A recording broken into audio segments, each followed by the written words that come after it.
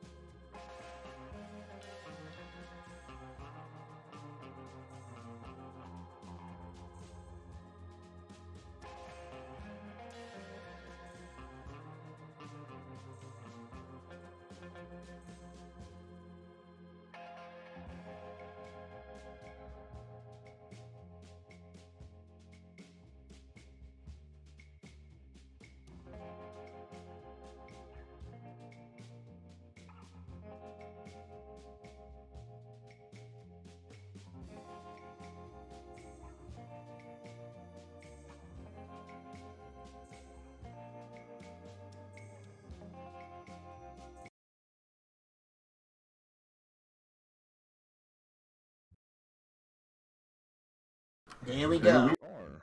Welcome back to another session of the Night Thorns. Session 14 currently. Starting to get into the meat of things. Speaking of getting into the meat of things, we had quite the session last time going on, so we will go straight into the recap of last session, starting with Preacher. All right. Well, we had a bit of wheeling and dealing with the abbot, the quartermaster, and the monks before we actually got down to business and went out. Did the ambush in the village. Then we moved on to the actual castle itself, rather the fort, as it turns out to be. We managed to take on, if I can recall correctly, one set of ogre chef, two culinary assistants, a hag, and another hag. No doubt somebody else will remember exactly what kind of hags there were. I do recall Estrella being very sneaky, super sneaky, super sneaky, super sneaky, but very slow, chasing after the hag, which leapt out of the tub and screeching about perverts, spotting Leopold, calling for her lover to chase him down. And Leopold, yeah, you were having the time of your life with those dice, man. You were dodging in like a non-pro. Over to you, Leopold. I don't know about non-pro. Leo, yeah, Leo was sneaking up on the hag with Estrella while everyone else was approaching the ogres, and unfortunately, Preacher got himself spotted, and the resulting ruckus. Well, the hag climbed out the bath and found Leo, and yelled for her sisters and her lover, who jumped through the building and chased Leo down. He did a lovely somersault through one window and then trying to escape the ogre through another window, went straight into a wall. Uh, the ogre took his remarks over whether or not the hag was actually worth seeing in the bath rather badly, and attempted to beat him into a bloody stain on the flagstones. Thanks to Edemir, he didn't succeed, but Leo got beaten rather severely. Over to Edemir. Yeah, can't really think of much to add. Czar? I think the only thing that we haven't really touched on is before we sieged the castle, we ambushed three ogres, a hobgoblin who was one of our bounties. He had the named eagle-headed spear that we were hired to go kill, and then an entire grip of orcs and direwolves. We ambushed them outside the outskirts of the hamlet, and pretty much wiped the floor from a couple of good placed fireballs and everything. And then we sieged the castle. It was a green hag was in the bathtub, and then her sister was a storm hag, and they did a bunch of damage. Um, we got pretty lucky, knocking the ogre boss over and getting him killed. And then, yeah, aside from our lack of hit points between all of us, we're doing pretty good. Yodi? I'm gonna let somebody else, let Medor go until Luna's done vacuuming. That way we're not just blasting everybody's eardrums. All right. Yeah, you covered about most of the things. Yeah, my dice were doing good, except when it came to saving against certain spells being cast on me. But for hitting, I was having no issues. Um, I'm surprised they didn't see me crouching by the building as they went all running past me. Um, I'm not that stealthy, but I guess I got lucky. Um, I'm the one that's carrying that name Spear right now. Not too much known about it, so I'm not going to touch it yet. Otherwise, yeah, we went into the castle, the fort, and we started playing with the ogres and then the two hags.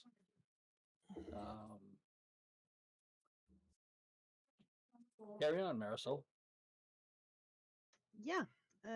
So the ambush went really well, and then we attacked the castle after deciding we are gonna be those heroes that saves those people that are put on the fire for eating.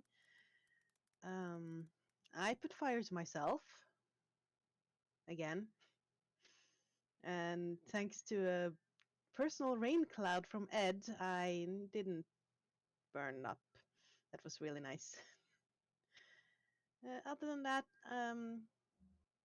good session last time. Hopefully a better one this time. And Yodi.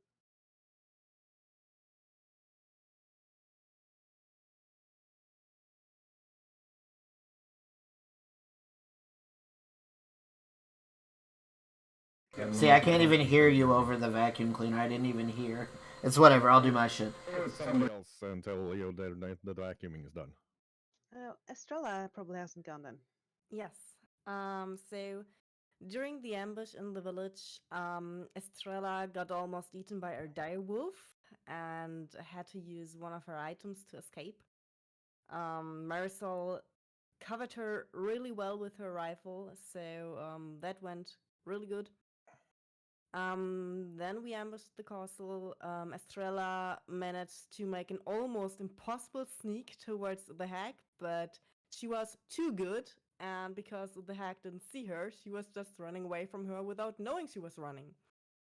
So yeah, having a good sneak is fun, but it's not always practical.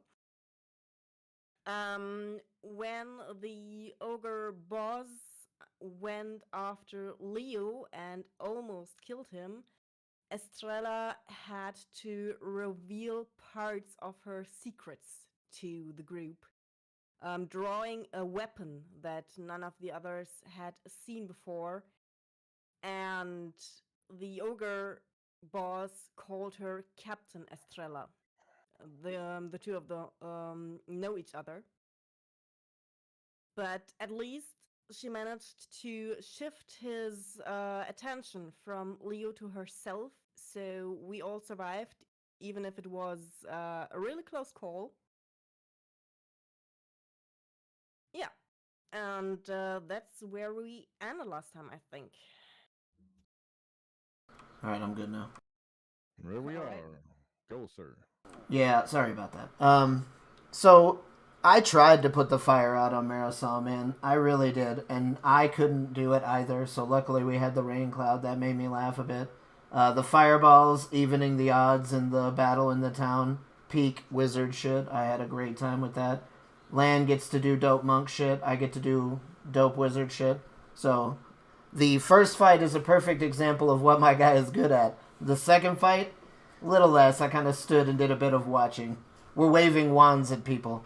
So I'm looking forward to seeing what we're running into next because we're out of the frying pan into the fire, I assume.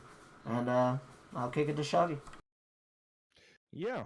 So let's get the map up. You have had just defeated the last enemies there, and yeah, Estrela's pulled out some very strange looking weapons. So that's gonna be it's gonna be interesting to see what y'all have to discuss when it comes to that, and we'll just go straight into it. Estrella is pulling out the sword from the ogre boss's neck, where she put it just to be safe that he's dead for sure, and is looking around to the others. I know we haven't been traveling together a long time, but I have to ask you the favor of keeping this a secret. If the wrong people know or learn about me, that could end very badly. I promise I mean no harm to you or any other people here in these lands, as long as they are not harming innocents.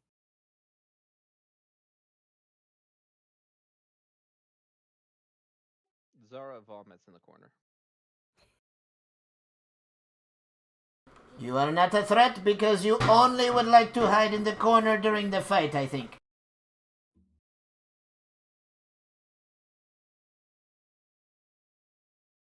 Well, your secret's safe with me. I'm gonna walk over and let out the people that are currently locked inside the big fire. Yeah. Yeah, it's Same. not on fire yet, but I know, but they shouldn't be in there. Same. I'm gonna be inspecting the sacred tree. right. Medora's going to ask who has the healing potion that was given to us at the Black Abbey. We got 10 vials. Yeah. I had two on me, but the rest are in the baggage. I assume people would take whatever they needed. I'm going to grab at least one. Yeah, Oh. I could use one now as well. I could definitely use one. A moment. Leo kind of staggers over to Cherek. And he's going to cast Heal Companion on him. Yeah. He's pretty happy about that.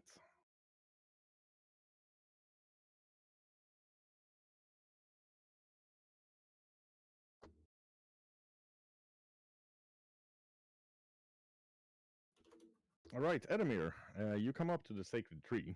Say, it's bigger. It's not as big as you would have thought it was. Actually, maybe maybe a 15-foot tree, but you can feel the power radiating from it. There's definitely a touch of the primordial, the green in this tree, and somebody started carving runes at the bottom of it. Where it looks like the tree is almost bleeding, the sap turning a reddish black as it comes into contact with the runes. Can I try to identify the runes? Yes, that would be a knowledge arcana.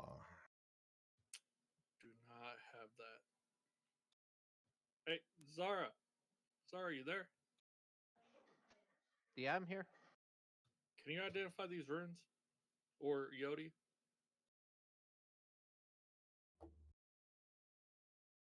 Eody can take a look, and I'll shuffle over there with Zara.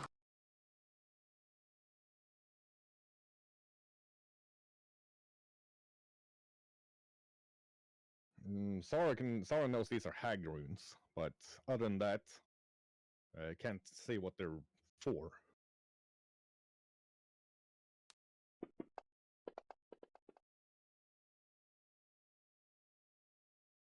Yodi, looking at them, he's pretty certain these are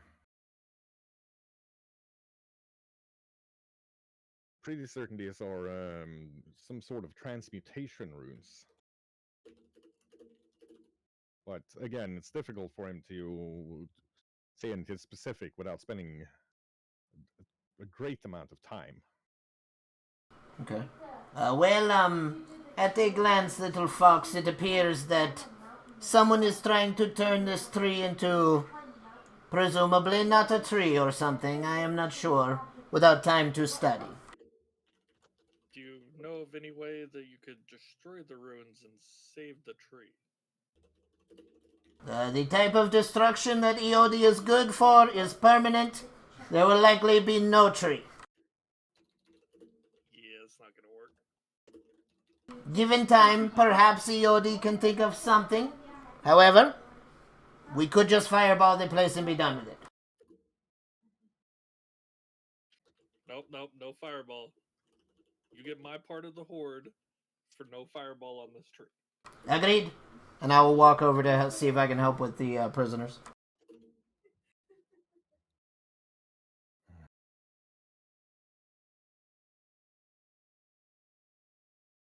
Right. Sara seems to be hemming and hawing. If if these runes are what I think they are, there should be 3 more hags. At least. That's not good. You usually see these in places where hags are forming a layer. Oh, Oh, and she did say sisters. We only saw one. You're right. Does anyone have any objections for me taking another healing potion?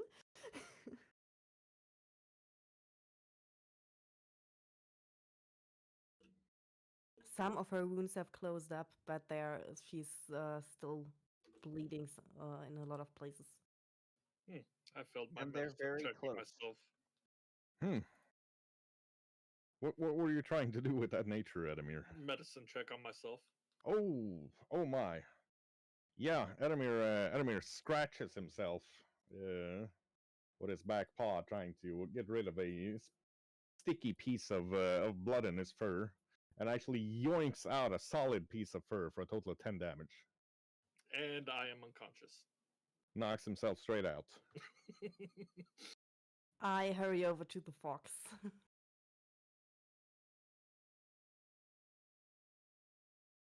Yep, it seems he was scratching himself so vigorously he actually ran headfirst into the wall and knocked himself out. Trying to stabilize him. Yeah, he's stable, but he's probably gonna feel pretty stupid when he wakes up. Can we use one of the healing potions on him?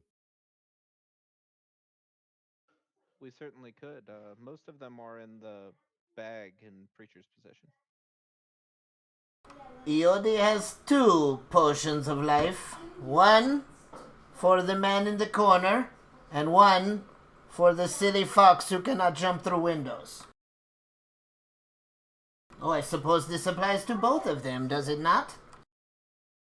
And I will hand a minor elixir of life to Leopold. And I guess I just pour the other one in the fox's mouth? That's how we're going to do that, yep. I think that's a D4 life? D8. D8? Yeah, it's a D8 life for both of you. And now I have no healing potions.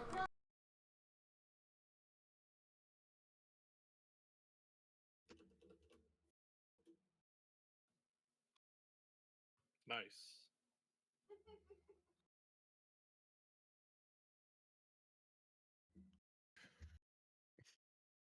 Money well spent. Leo drinks the potion of life and says, "Thank you, Master Iodi, for your hoard."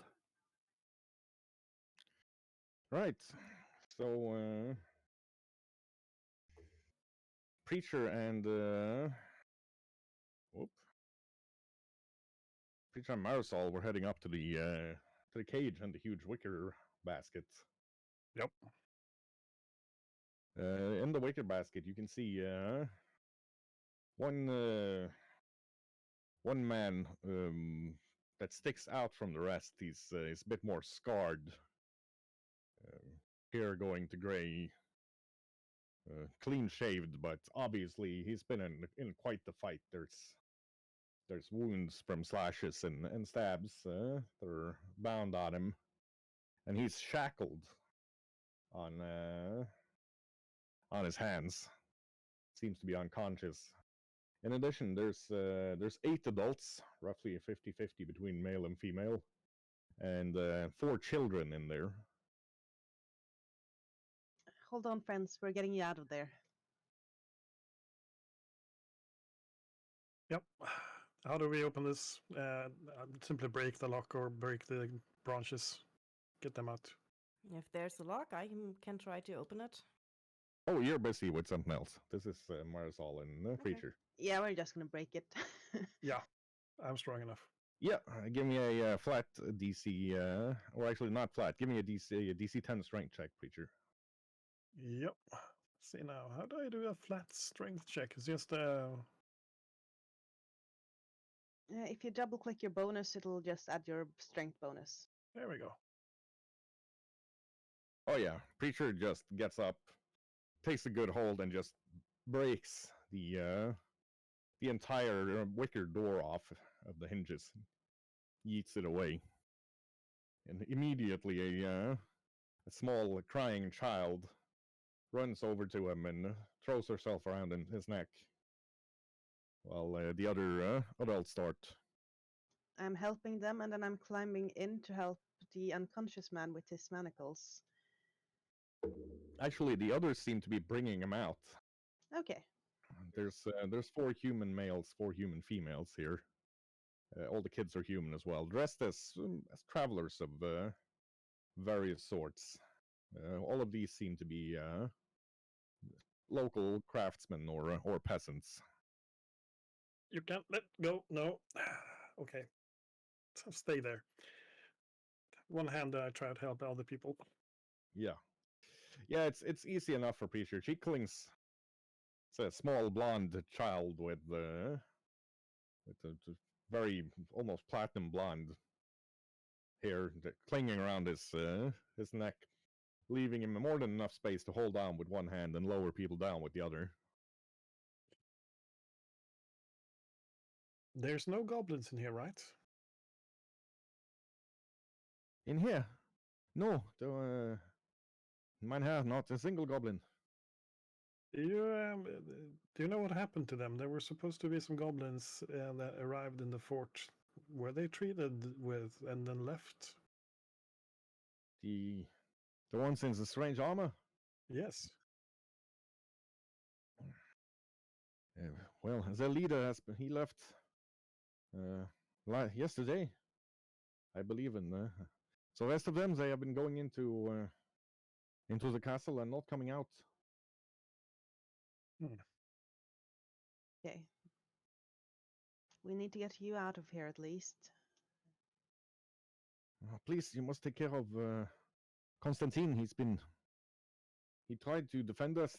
He blew up several of them with his bombs, but they managed to overrun him. This is him?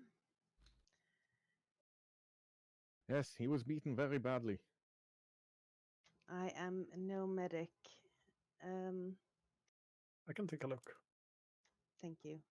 I'm gonna try my manacle keys and see if there's standards to see if I can get them off. I have 5 pairs now. Right. Well, he's stable. Preacher's certain of that, but he can't really do much more for him. And on the 4th try, one of the manacle keys that Marisol's picked up works, and his manacles click off. It's at about that time that Eodi comes wandering over, as he specified that in the last scene. Do you have any healing potions, preacher? Can we give him one? I think so. Hand one over.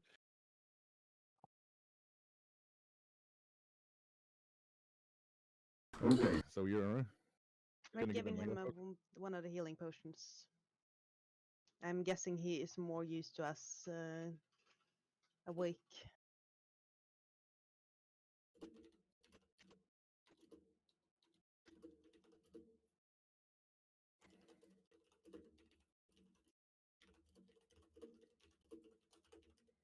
He coughs and sputters, and then he kind of jumps up, throws the blow at Preacher. The Preacher easily blocks, and he's like, "Oi, vey, verkackte!" Wait, who are you? We saved you. For now, at least. Yeah, it looks over Marisol and Preacher and like, "Oi, seems like it cost you quite a bit to get in here." We are among those who are best off. The rest of our friends are checking out other things. Well, you were schlepping along, heading to Coq de Chevalier when these hobgoblin sodomites attacked our caravan and killed most of the guards. Anybody who fought back except me, it looks like, and pulled us to this darn wherever we are. I tried to fight them when they got into the cage, but I had no chance against that big brute. Not without my ingredients. He was tough. But he's This- down. And we are far more than you are. Yeah, one of the other travelers leans over and whispers in his ear, and he's like, "Really? I thought that was the word for it. Excuse, what does sodomite mean?" And she whispers in his ear again, and you can see him going slightly red. We're like, "Oh, excuse me, I meant these hobgoblin assholes." I did wonder about the usage. It's perfectly fine. You must pardon my golden Glensian. It's perfectly fine. No worries. We need to get out of here.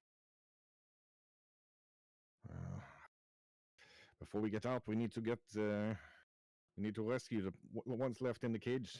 Let's see, a band of adventurers that tried to break in and save us 2 days ago. Killed quite a few of the ogres and a hill giant, but most of them were slain, just thrown into the cooking pots. But 2 of them are still alive in addition to more children and other young ones. Where's the cage? The cage is behind the big wickerman. And now I believe more people were wandering up to this area. You all know who you are, so make yourselves known. Leo was wandered over, looking to see if anyone needed the extra healing potion he was carrying. Yeah, as Leo comes over to you, the man looks at him and like, "Ah, scheisse! You look like my box of Lebkuchen after the dog got into it." Yeah, that is what happened the last time my dog got into my Lebkuchen. I was rather roughed up by the big chef. I do not believe he took my remark about the hag, the way I thought I meant it. At least that demented piano player is dead. That torture was worse than anything else they put me through. I could stand the piano player more than being beaten by the chef. Ow. Right, well.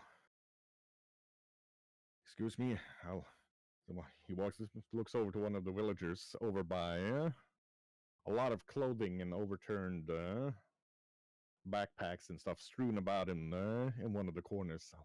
I'll go see if any of my gear works before we have to start moving. Give me a moment. Of Yeah. course. Take your time, my friend. And Leo's gonna try and treat himself for medicine. So there's more people in the cage I was walking up to now. That's correct. Okay. I am with Preacher to look at the cages. Open cage.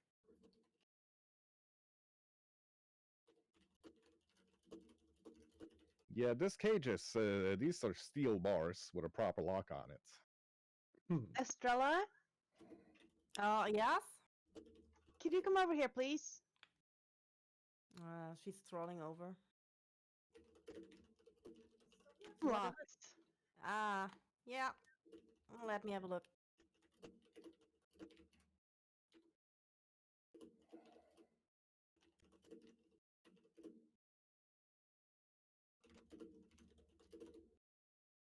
Yeah. She's kneeling down and trying to get it open.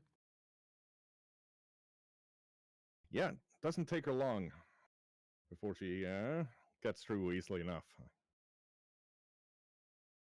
Inside, there's another 30-ish people of varying ages. You can see some gnomes and halflings, humans, a very roughed up half-orc, and hanging from his feet with his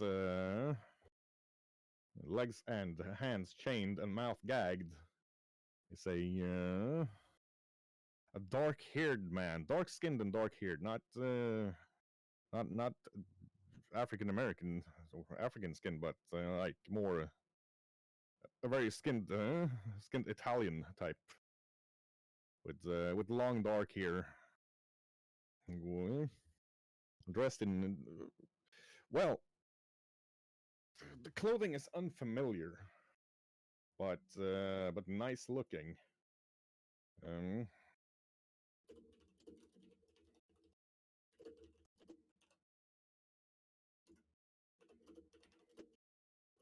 Yeah, when she sees that people are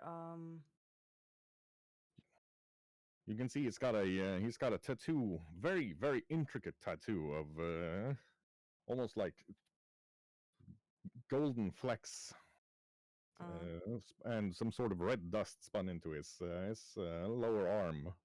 It looks like a meteor or a burning. yeah. Estrella is letting some of her hair fall over her face when she gets closer to open everyone's chains.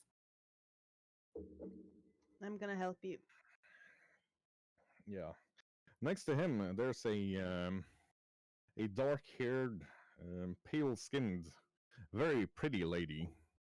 That's also had or manacled to the cage.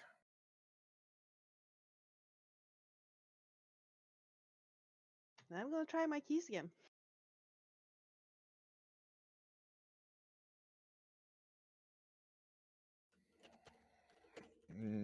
Hmm. The same key works. Seems like this is hobgoblin issue. Yeah, I know at least one of the pairs I have are from them, so I'm gonna open them up. And are you okay? She looks up at Marisol. Lips are split, blackened eyes, bruises everywhere. Like, I heard you kill that goddamn monster. Please, I need some. I need some water, and if you can find any of my tools, I'll do what I can to help. I want revenge. I give her my water skin and point her in the direction of the discarded stuff so you can look through it to see if you find your own. I asked the one that was tattooed. Your name Ebert by any chance? No, Ebert, he was the one who he was heading in, and then he came over our band, the Copper Elks. We decided to join him in trying to free these people here. Do you know what became of him? They took him into the building. They've been torturing him. I know that much. But I haven't heard any screams from him for the last day or so. That does not sound good. Then a huge spider skitters up onto her shoulder, and she kind of leans over and, yes, Ebert's alive. He's on the second floor.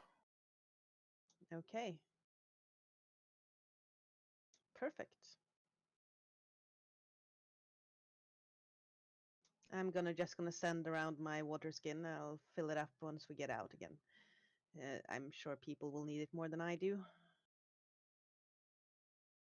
Okay, there's more to this place than second floor. Where? I look around to the other building. You need to go into the main eating hall, and there's stairs. Okay. If it looks like people are surviving, as in no critical damage at the moment, about to bleed out, I will go into the main hall instead. Yeah. So you let down the other guy. He actually very nimbly falls to his feet. And then he groans and goes down to one knee. You can see he's got some very small wings on his back. Probably not enough to fly, but he's using them to balance himself. Hello. Yeah. I offer him my water bottle. He looks up at Marisol and goes, "Oh, buenos dias, mia. Did you kill all of those penteos in this courtyard?" At this floor, at least. Now we hear there's more floors. Give me a breather, and I'll do what I can to give you a hand.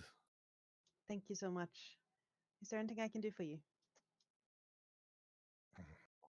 He gives her a sort of sly wink before he winces with pain, like, "Oh, I could think of a thing or two, but it's not fitting right now." I can wait. He gets up, He smiles. groaning, and like, "Oh, that ogre. Dios mío, what a monster." Yeah, he did a number on my friend. He certainly did. Him and his chupamedias, at least they're dead. Oh, They are. I start handing out some of my trail mix to the kids that looks hungry and, like dried fruits and nuts and stuff. yeah, you can see several of them are crying in shock, it seems like, but they are starting to kind of get their bearings around them and realize that their captors are dead. Mador has something he wants to say. Yeah, looking around this group of people that release, and do I see anybody that looks like they could be in charge? Well, you have the three people who are obviously at least somewhat adept at fighting, and people are looking to them a bit.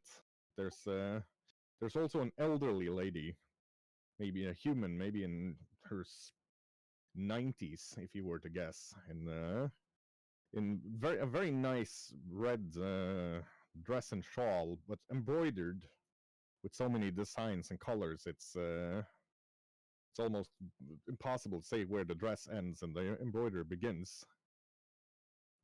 She's yeah, maybe it's hard to say how tall she actually is because she's obviously curled over quite a bit, but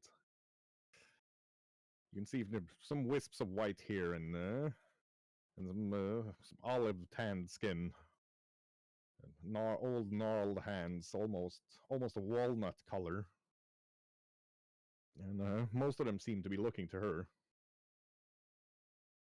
I'll explain to those three who looks like they can handle themselves that in the lower left-hand corner there's a armory there with armor and mundane weapons. They can, if they want to equip themselves. Oh, amazing. Thank you. I will have a look as soon as I've caught my breath. You can see that they want to fight, but they're the two you got out of the cage are obviously they're pretty beat up.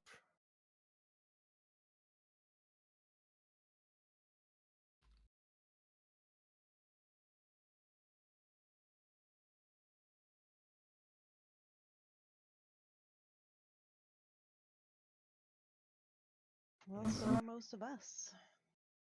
Yeah, the elderly lady you realize is one of the Kali people, like traveling nomads. You find them on pretty much every continent of the world. It's rumored they have some sort of ways of traveling that they don't share with anybody else. Often discriminated against in very many countries. In others, they're considered holy and untouchable. It varies strongly, not just from continent to continent, but from country to country how they're treated.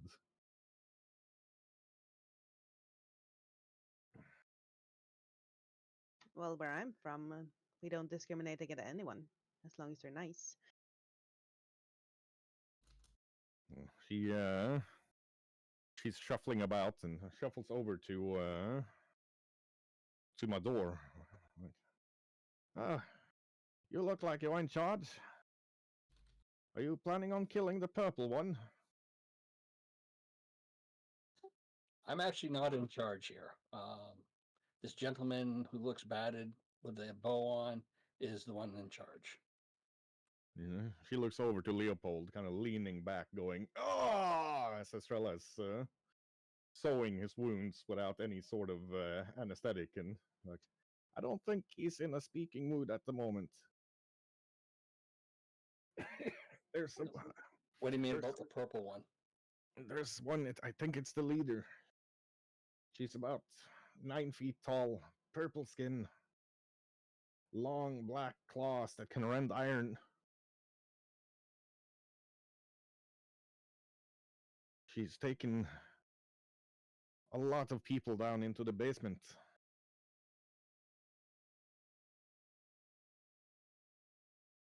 Where's the entrance to the basement? I believe you're. And she kind of points with a shaking finger over at Preacher, who's inside rummaging about. I believe your clay friend is about to find the stairs down, at least. There are stairs up as well, but you need to pull a hatch for them to come down. I've seen it. I've been watching these people.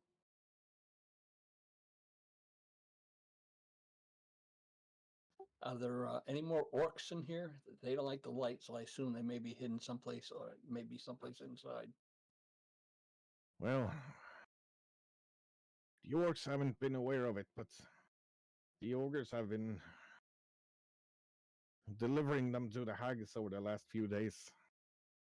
And then after a while, the hags have come out with huge cauldron of blood and then carved a glyph into that tree on the other side of the building. And then I wait a couple of hours, and then it's happened again.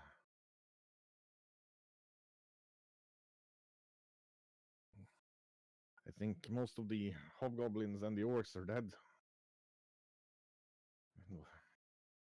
And the rest, they went out yesterday to go find more captives. And Yeah, well, they didn't make it out of the village alive. We're back to the castle. When was the last time that blood was poured on the tree? Is it time for them to come out again soon? the last time blood was poured on the tree was at dawn, just before you came. It shouldn't be too long. Maybe in, she points to the sun and to the sun again, to another spot in the sky. When the sun is about there, I believe, should be roughly half an hour. We know what it looks like outside here now. We could wait for them to come out when they hopefully don't expect us. I don't know how much they could hear from the fighting downstairs.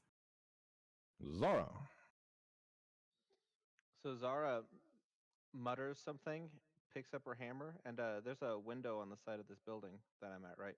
Yep. There's one unbroken window at the side of the building you're at, and the rest of them have been shattered by people jumping in and out of them. Two, at least, by Leopold from the blood spatter on them. Zara runs and jumps through a window. Right. Yeah, it's easy enough now that you don't have to dodge huge ogre weapons. Zara is incredibly athletic, anyways. Is Preacher near the downstairs? He's standing over by the chairs. Preacher, what have you been doing for the 2 or 3 minutes you've been in here? I've been listening a little bit. Did I spot the downstairs basement door? Yeah, you can see there's a huge, very heavy, like oak door over the stairs. It's you're uncertain whether or not anybody down there would be able to hear anything. You at least have not been able to hear a dang thing. Sound coming from that sort of thing. It looks like even with your strength, you'd need help to lift that.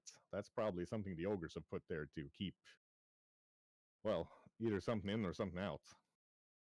I've been considering going up to help the man upstairs that the spider familiar said was up there? Yeah, you can see on the other side from where you are, there have been stairs. They've been more or less demolished, and instead now there's like a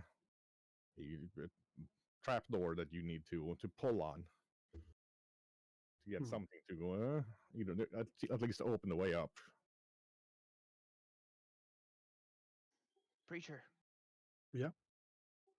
There's at least 3 more hags in this building. Oh. We might want to gather everyone up because 3 more hags isn't going to be a fun fight. No. Zara is like pale white again and sweating. Yeah, as Zara's come into the building, you can her socks aren't just vibrating anymore. Now they're humming. Preacher can hear from Zara's boots like a very muffled like down with the sickness. The sound of song being sung in there. Okay. Let's gather everybody up then.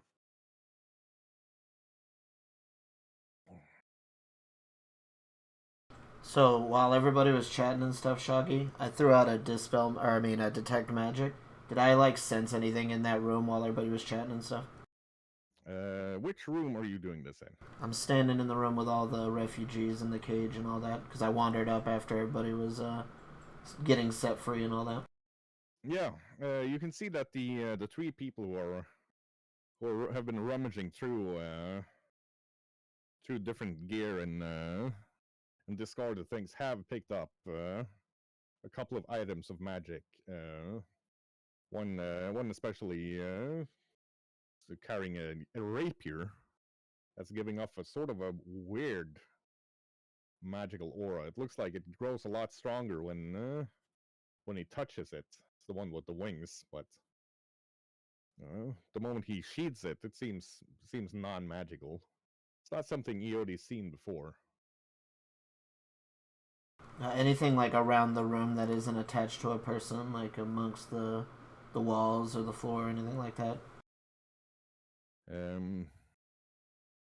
Well, give us a perception.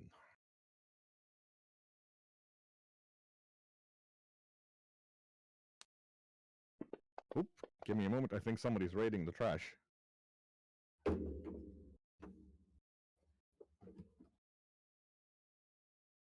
Spoiler alert, it wasn't me. Tiny dog strikes again. That's the Indeed. big debate. It was actually going to be him in the first place. Predicting the future. Dun, dun, dun.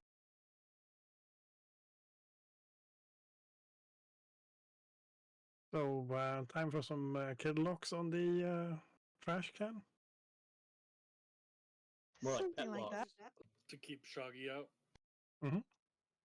That would work.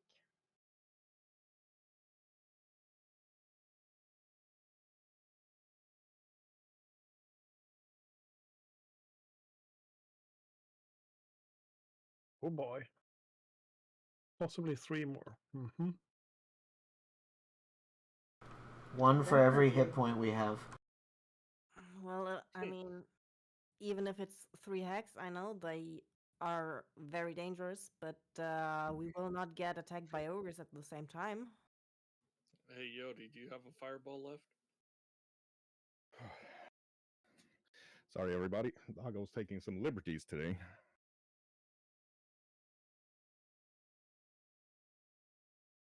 Yeah, well, do we have any life left to go do this? That's more interesting, actually.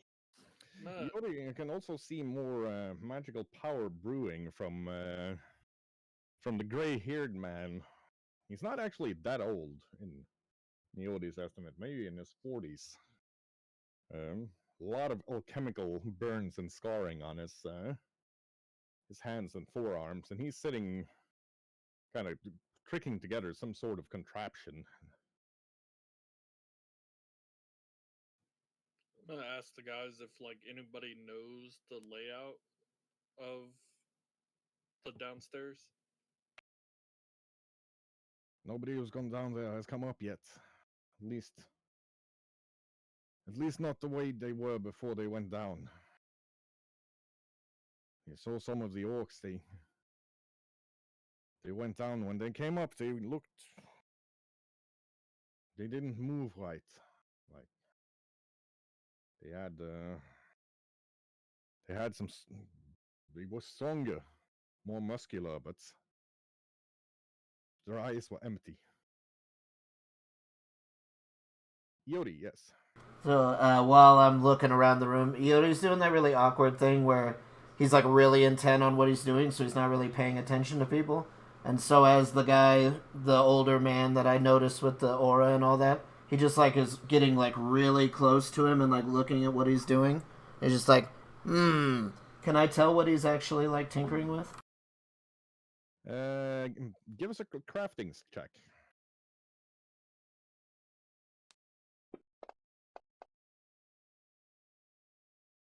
Well, whatever he's doing, it looks like he's making some sort of bomb. But there's a contraption here that should.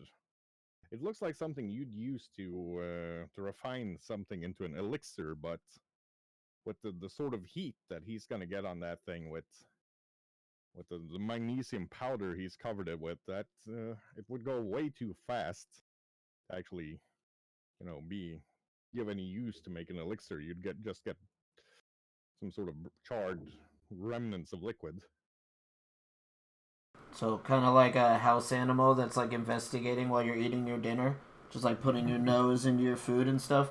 Yodi's just like, Yodi thinks you might blow the entire building up, friend. Oh, hello. Oh, another student of the of science, I see. Good. I would blow up this entire building if I had the tools needed for it, but no. This is, believe it or not, this is actually a device for healing. You are not allowed to blow up Yodi's tree. That is Yodi's hoard you are putting at risk. Oh. Why not, my small, scaly colleague? This is, the explosive effects of this will be mitigated by, and then he throws out a lot of alchemical and chemical theorems that Odi has either never heard of or knows shouldn't work in that way. You cannot coy Eodi with big words. Eodi knows a bomb when Eodi sees one. Oh, yes. Oh, yes, it is a bomb. Oh, yes, but not the type of bomb you're thinking about. No, this is a bomb of healing. Eodi has exploded many things. None of them felt better afterwards. Well, trust me, in this case, you will feel much better. Do you have a healing potion on you? Eodi has given them to his friends. Perhaps I get the clay one to stretch you out a bit and we make sure that you are not trying to hurt everyone. Yes. Bring the clay one as a healing potion. Zara.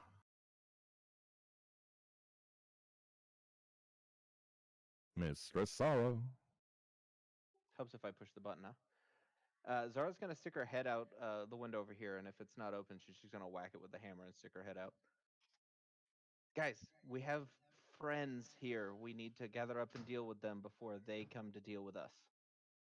Understood.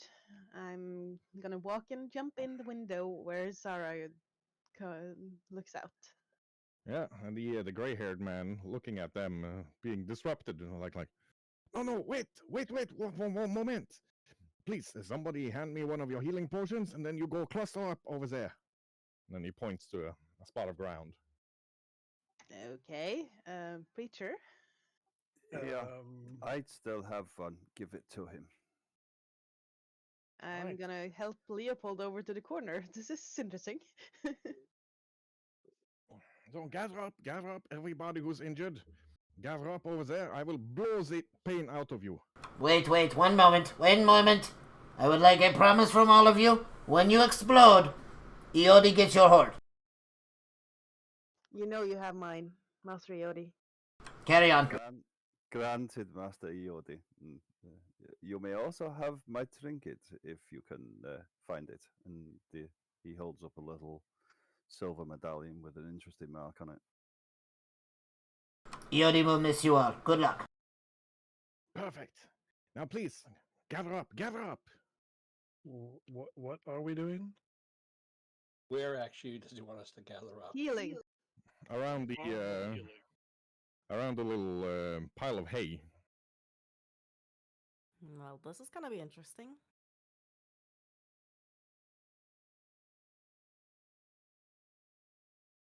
You can see him tinkering with the healing potion and putting it in, kind of slotting it in. You hear the glass shattering as the healing potion breaks. Then he takes up and lights a fuse on it and starts burning down. He's like, "Okay, this is barely even gonna hurt." And throws I it thought into the Barely? air I'm gonna close my eyes. towards the group, and then there's a loud kaboom, and some sort of slightly healing potion tinted smoke is covering you all. Everybody's healed for 28.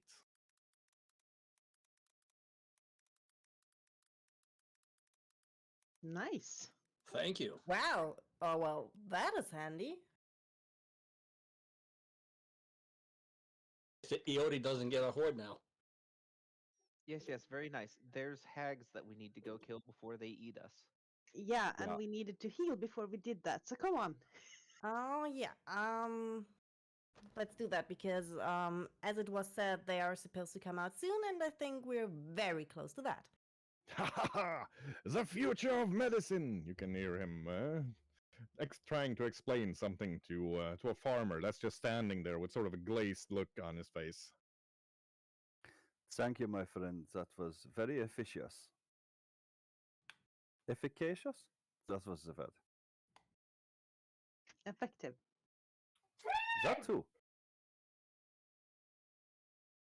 What the heck was that scream? I don't know. I'm used to it being. I don't know. I don't know what that scream was. was it one of the hags? Ah. I'm not the one that heard that, correct? No, you weren't. Nope. Is the dog with you, Arwina? On my lap. Okay, good. At least I know where she is, because she is being a naughty girl. Should I go earlier? I posted in chat that I spent time to swap out Lyrian for Rorn. Gotcha. We'll make that happen, sir. We'll make that happen. So yeah, you've got the thingamajigger. You're gonna have to go down.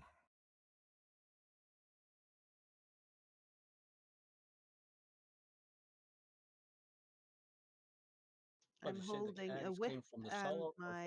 stairs? I'm Sorry, sorry. go ahead. Did the elderly lady tell me, did the hags come from the cellar or from the upstairs when they came, when they were coming down, when they were going to the blood over on the tree?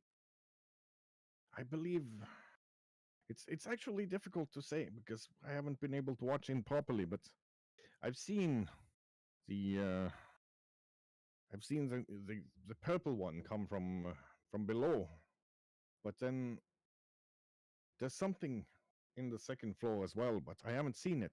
I don't know if it's a hag or if it's something else, but only the purple hag has been allowed to go up there. So can we somehow crack these walls and get it to fall? Wasn't there supposed to be this other guy on the second floor as well? Yeah. So we should not collapse it, but maybe check it. And I think we should check it before we go down because I do not want to be trapped down there by something coming from up above. Oh, I wouldn't recommend going down at all. I've seen what their breath does in tight corridors, and fighting in tight corridors, I say they come to us.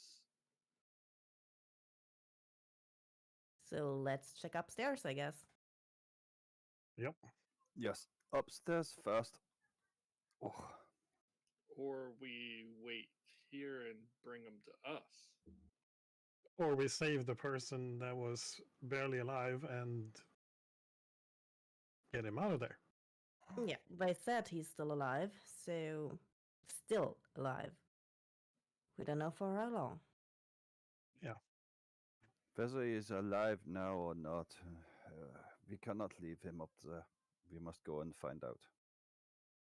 Yeah, we'll find out once the hag comes to us and we kill it. We cannot Uh, wait for the hag. We do not know how long it will be before it reappears. Estrella is looking up the wall. There should be windows on the second floor, right? Indeed. Hmm. I could try to climb up and have a look. Just chuck a grenade through the window. Same reason we're not chugging anything into a possible human.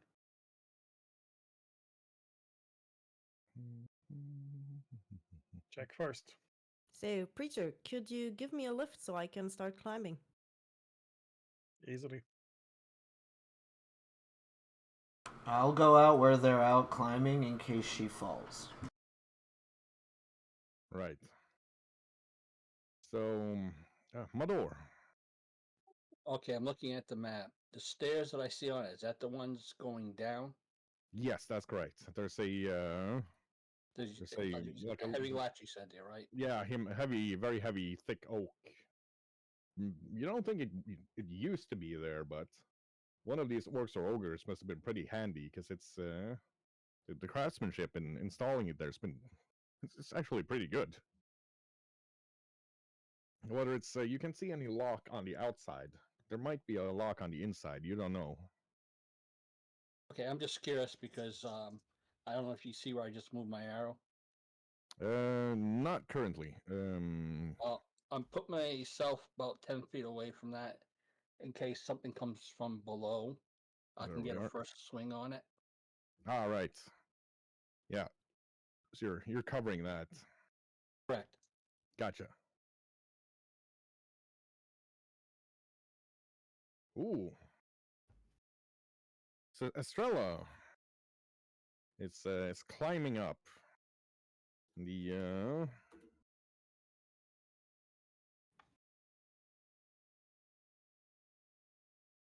there's almost all of the windows are entirely covered with frost. But she finds a very, very small she finds a very, very small piece where just a bit of the window has the ice is clear enough to see through. At her guess, there's about a foot of ice, at least, in front of each of these windows, but she can't see there's a larger room on the second floor. Looked like maybe a master bedroom or something like that. And inside, there's a lady. Let's see, looking something like this. Yeah. Estrella, I see only her, or do I see another person there as well? You can see just barely that somebody's restrained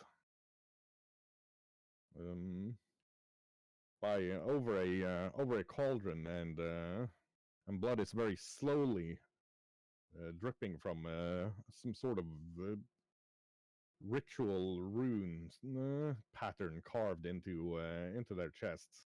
Mm. They look like they're still alive, but pretty pale. All right. As Preacher has helped me climb up, I'm just letting myself fall down towards him. I have catfall, so it's 10 feet shorter. I treat it 10 feet shorter. Mm-hmm. Telling the others, so yeah, there is a hag up there. Apparently, she loves the cold. Everything is covered in thick ice. And yeah, the guy is still alive, but right at this moment, he is being bled into a cauldron and he looks extremely pale. I couldn't see anyone else.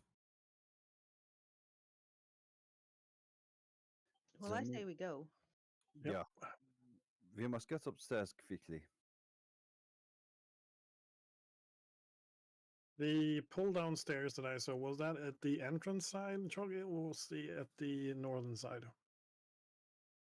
That was on the northwest side. It would be behind my door, so on the other side from the stairs. Okay. There is apparently a way up on the northern side inside. Well, I'm afraid I will not be able to break in through the windows. The ice is too thick. So we Ice. will. Yes, ice. I said everything is covered in ice. Huh. I was Alright then. lucky. Yeah, I was lucky to find a little spot to glimpse in. If we're going up there to fight, does everybody have their ice spikes on their shoes? Footing's going to be pretty terrible. No, no, I have not. This is summer.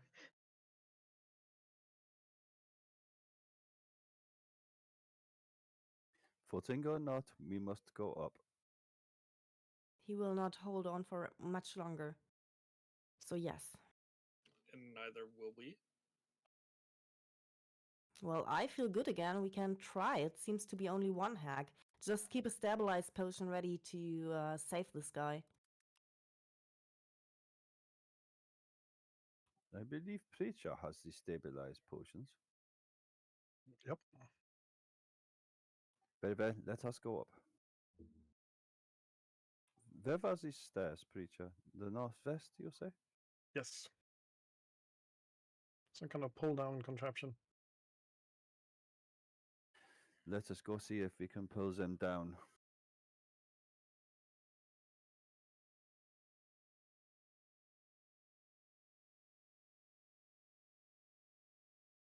Okay, so everybody moving up. Everybody. something rock your body. Right.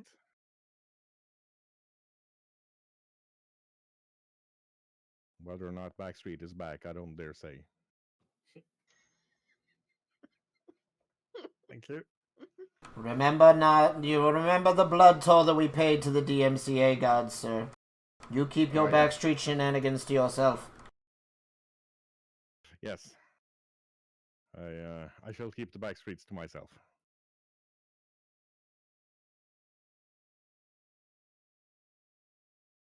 I'm not going first, but I'm holding my dueling pistol and a whip in my hand.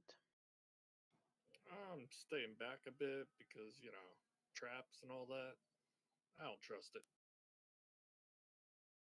Right. And on that note, as we are about to potentially, I'm not going to guarantee anything, but there may be some fighting coming up. I think it's a good time to take 10 so people get their bios and coffees and teas out of the way before the dice start rolling.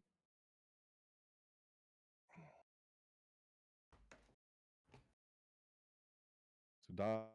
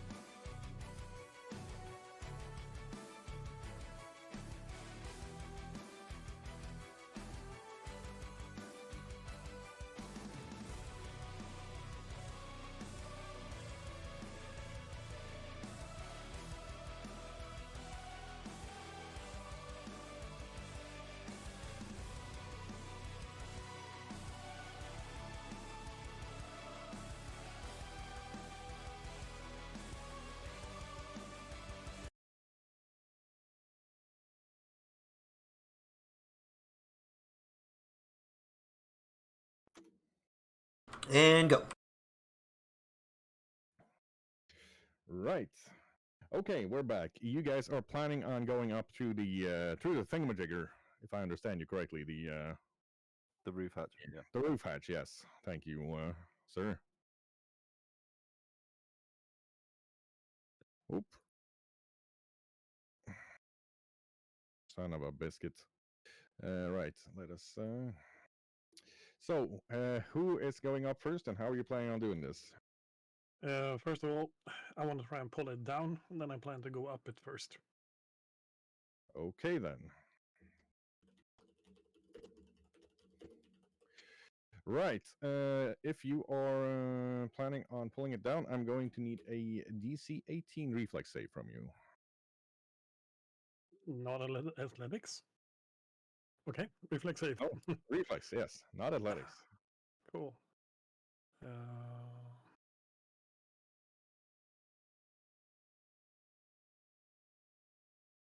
Excuse me.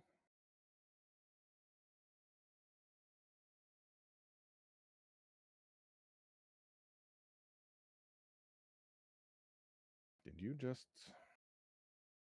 I tossed a reflex save. Yeah, a glyph kind of goes up as you start opening the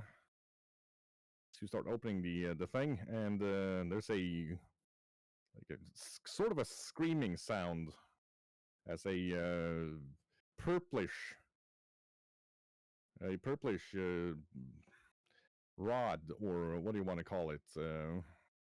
Purplish bolt of light shoots past you, and then before you know it, you hear somebody in the background going "bah." So it hits one of the villagers and turns them into a sheep. We'll deal with that later. Very sorry. Okay. I rush up then. Right. In that case, we are going to start putting the things out. You hear a whoosh, whoosh, whoosh sound as you rush up. And I'm going to need a DC 15 reflex save from you this time.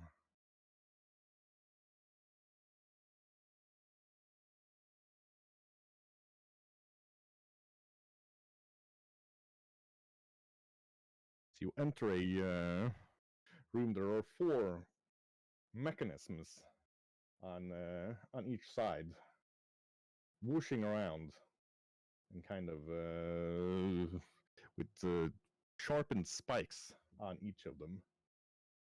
And you easily dodge away from it, and now that you know about it, you manage to dodge it. It's not going to be any more threat to you until you try moving again.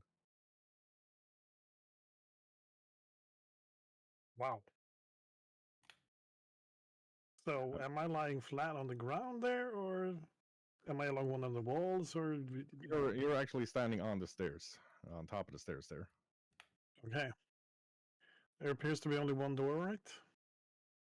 That is entirely correct, sir. Yeah. Okay. I'm going through the door then. To the door or through the door? Through. I'm not going to stand back and wait while whatever it is gets prepared. Gotcha. Okay. Hum hum hum hum hum hum hum hum.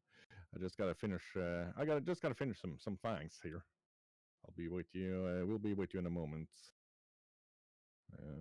We care about your call. Please hold.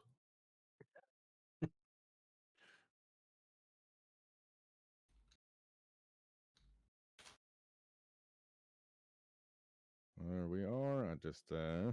I yelled SIGD when I thought you were gonna sag. So for any viewers here, this is why this is slowed down a bit, because I'm gonna have to. I had to pull a map out of my buttocks real quick, like. Wait a minute. What's happened here? All right, that's so. Let's see. Who are you? There we are. So I'm just gonna need to get these girls out to be where they're supposed to be. And that is as he charges through. Move through, sir. Place yourself where you want to be. Well, since I don't know what's waiting, I'm gonna step out to the right of it, hopefully. Okay. In that case, things start happening very fast. I'm gonna find some images to show you all. As incoming.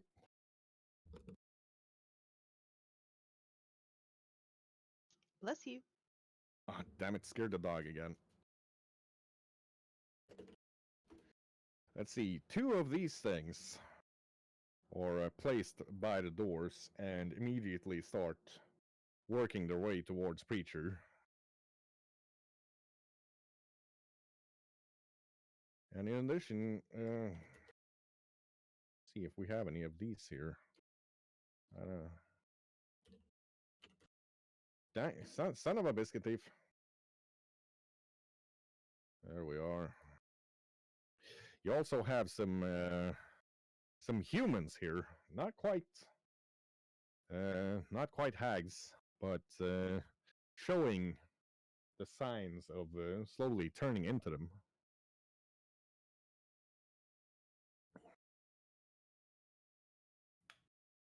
And none of these people are very happy to see you. So on that note, we're going to go straight to the initiatives. Let's see, not you. Zara, you can hear whoosh, whoosh up top, and son of a mother lover. Where'd my map go?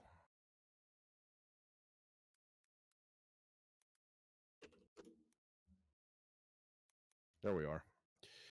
Misclicked. And you hear a Preacher going thump, thump, thump, his steps running up. So, what are your plans? Zara's going to grab the thing blocking the downstairs and try to pull it open enough that she can listen down the stairwell. Okay. Give us a DC 12 strength check. Is that athletics? No, that's just roll your strength, double click your strength bonus and roll. Oh yeah. You open it, listen easily, and you hear chanting. Let's see. I'll put it into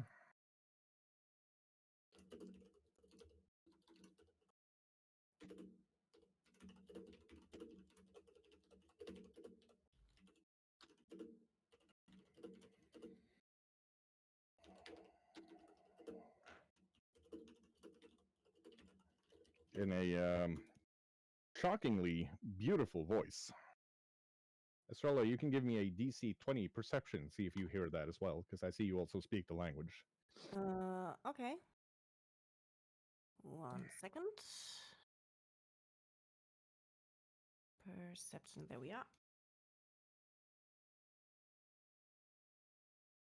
Yes, you also hear this hag chanting. She's got a beautiful singing voice.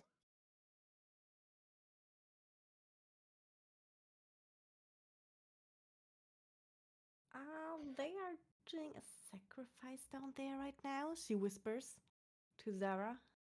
But as we already went upstairs, we should not fight on two sides. I can hear them chanting. I'll stay guard here in case somebody tries to come up behind you guys. And that'll be Zara's turn. Okay, that takes us to Marisol. I'm gonna follow Peter. Okay. In that case, I'm going to need a reflex save from you.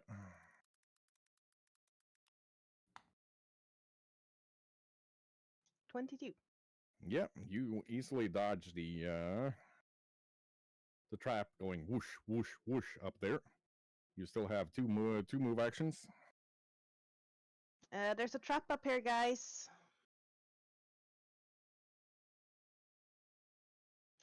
That's one move.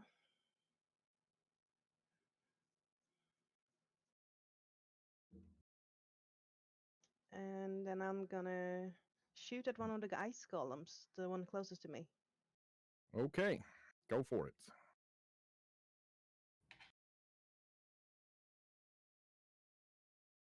What kind of what weapon are you using? My dueling pistol. The dueling pistol. That's a critical.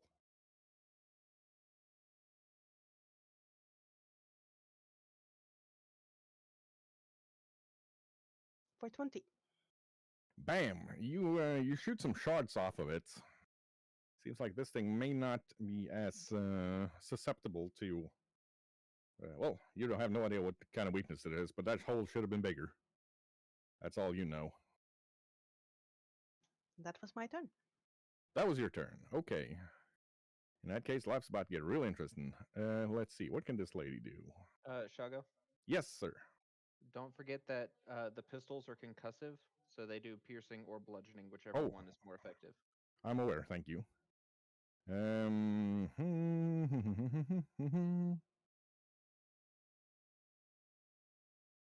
She is gonna move up here. Not quite in Preacher's reach. And then she is casting a Burning Hands. So I'm going to need a DC 21 reflex from Preacher and Marisol. One moment. Checking a spell.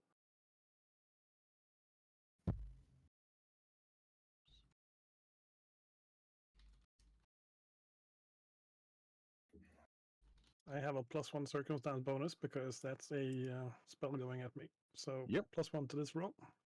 Gotcha.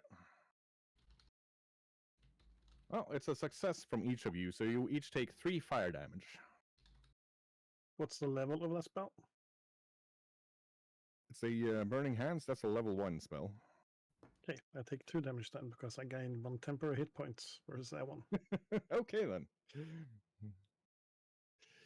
Right. You, Sorry. Question. Was that an arcane spell? Yes, it was. Then I actually rolled a critical success. In that case, you don't take any damage. Thank you. You hear a voice from inside like, "Girls, you all better not let him get in here and disrupt Rachel." And this lady is going to move up, and she is going to cast Burning Hands at y'all again. So that's another DC 21.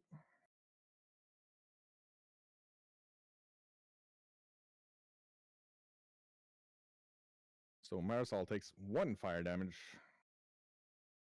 And Preacher, does that automatically upgrade, or? That happens every time. Yeah, so he doesn't take any damage again. Being made of clay, he doesn't really care about little small gouts of fire. Would barely light a fire. Arcane safeguards.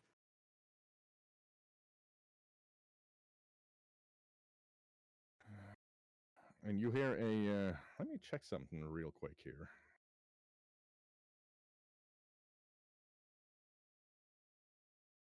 You hear a voice going, "Please, you must leave. You must not come in here. It means death."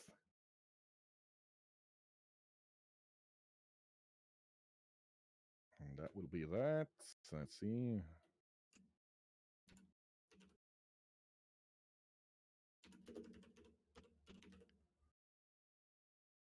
Next one up is Edamir. What y'all gonna do?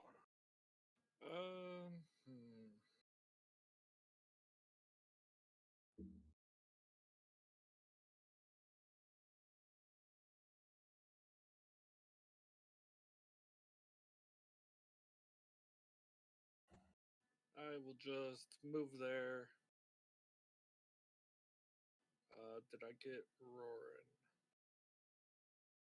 roaring? Give us a moment here. I'm currently on 2 different maps, which is making my life just super relaxing.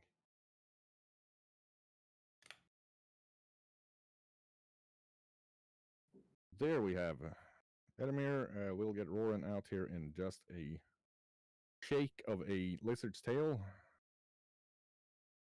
There we are. Woof, he says. Woof, there it is, even.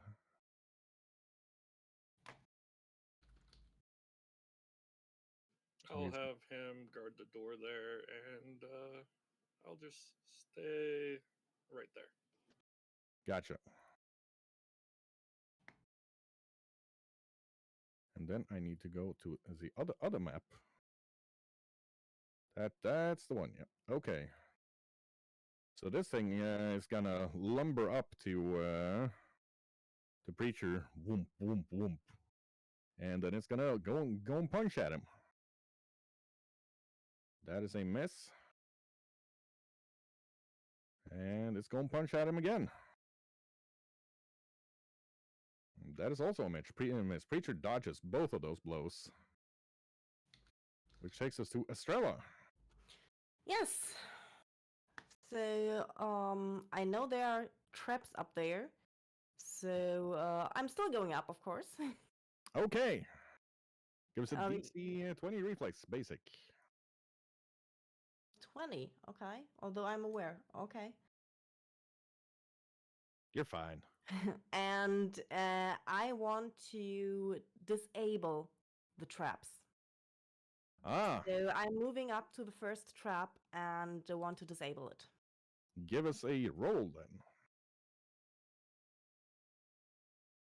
Yeah, you disable all 4 of them. Stop moving when you stop the mechanism on one of them. Perfect. That is going to Trap. place you up there. Yeah, and I'm shouting downstairs, traps disabled. Excellent. Thank you. Leopold.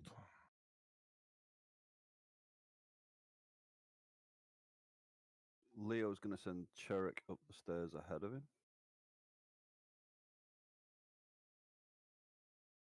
Okay.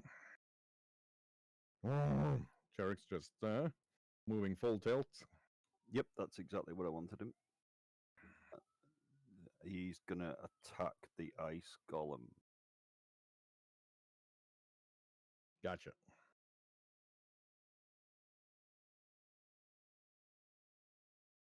That is a hit. He gets that. Yeah, Cherrick Okay. bites him and thus Jack and or all. Doesn't even injure him. Okay, and then Leo's going up the stairs after him. So that's going to be one move. Okay, his second move is going to be to stand in front of the doorway next to Estrella. Yep, and I think that's my turn. That's Leo. Gotcha. Mador. Zara, you need me as backup? They sound like they need you more. I've got this entrance covered. Very well, yell if you need me. Hang up.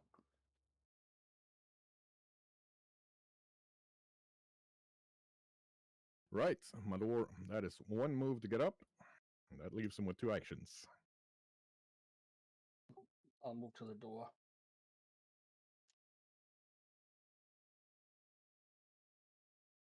Gotcha. Are they in range of attack for me? That Ice Golem is Ice Golem Delta is in range. All right, I'm gonna use the glaive. Whack. That's it.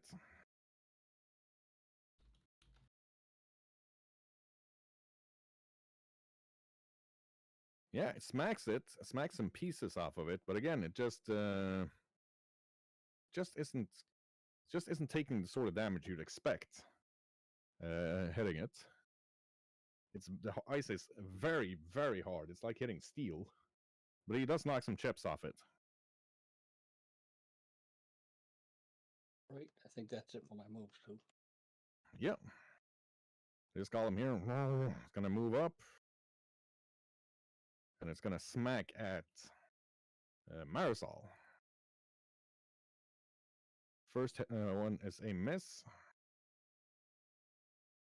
And second one is a miss. Wow. Yeah, Golem, super dangerous. Ooh. Misses with both fists. Takes us to Iodi. Yes. Yodi's gonna go up the stairs and survey the situation. Yep. Yodi comes. That's one move to get up.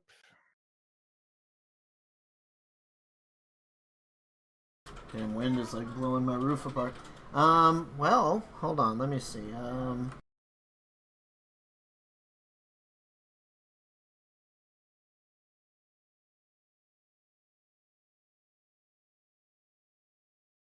I will use Yodi like puts a hand in his pocket and kind of crumples something in his hand, and I'm gonna throw an electric arc between the two ice golems. Right. Yeah, the electric arc moves up to them, and the moment it contacts the first ice golem he targets, it fizzles. Does nothing. Okay, that was my turn. Preacher. All right. Well, the ice golem is in range. The hag wannabe is not. So, ice golem it is. Warming up fists and flurry of blows. Hit and a miss. What is? Yeah, this is slashing. Yeah. Yep. Okay, so yeah, again, this thing is hard. Like injuring it is just straight up difficult, but he does manage to chip some bits off of it. Third attack is going to be a bludgeoning, though. See if this does better. No, missing probably. Yeah, it says clonk as he punches it, and nothing happens. Right. You do have a third action. Do you have any plans for it? That was all three. Two That was all three. strikes. Yeah. Ah, okay, yeah. Right. Okay, then. That takes us to. Boom, boom, boom. It'll coming new. Takes us all the way around to Zara. Zara's just gonna hold her action at the top of the stairs if anything comes up it. Gotcha. In that case, it's Marisol. Yeah, I'm gonna try to trip this Trixie standing next to me. Ah, you're going to trick Trixie. Yes, I am. That's athletics, right? That is correct.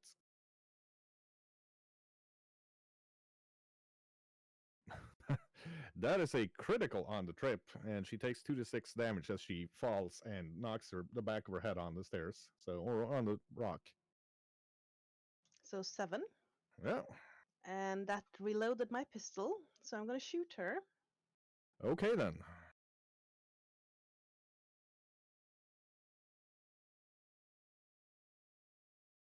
That's a critical. Ow. 30. Yeah, shoots her straight in the stomach, and she screams with pain. And then I'm just gonna reload. Gotcha.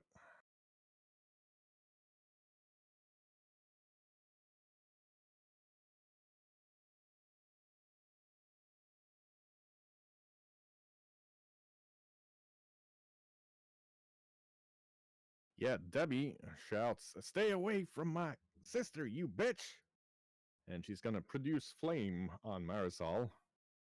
And actually does hit her. For 6 fire damage. Ow! And then she turns into a puma. And she is gonna try a. Wow, okay. So that's interesting. Well, she's just gonna straight up. Let's see. It's gonna be 20 there. And son of a biscuit thief.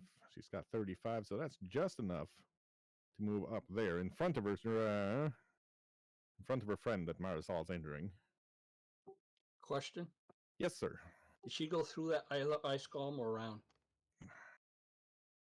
She went around. Okay, I just want to verify. Yep. Trixie turns into a snake and slithers up and tries to bite Marisol. That is a hit for 8 piercing damage, and I'm going to need a DC 21 Fortitude save from Marisol.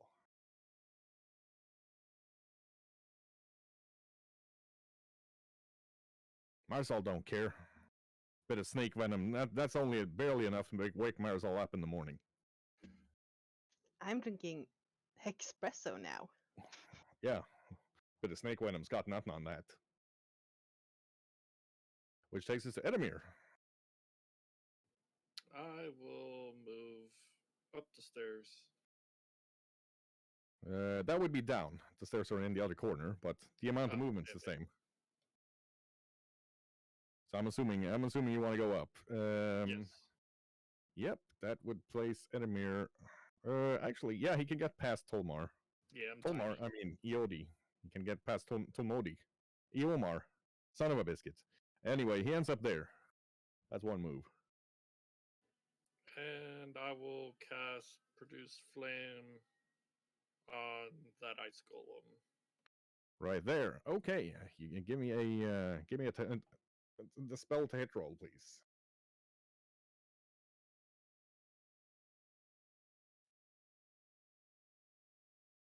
Oof.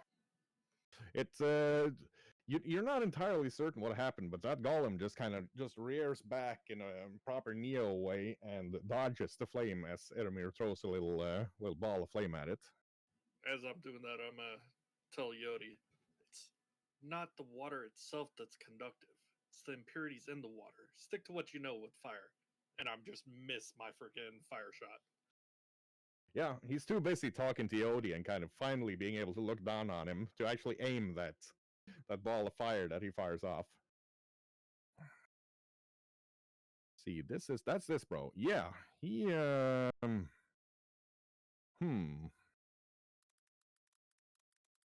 me check this.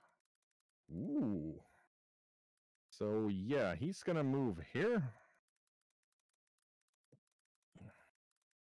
And then I'm gonna need a DC 22 reflex save from Preacher, Mador, and Leopold. They are being hit with an arcane cold effect, for those that matters too.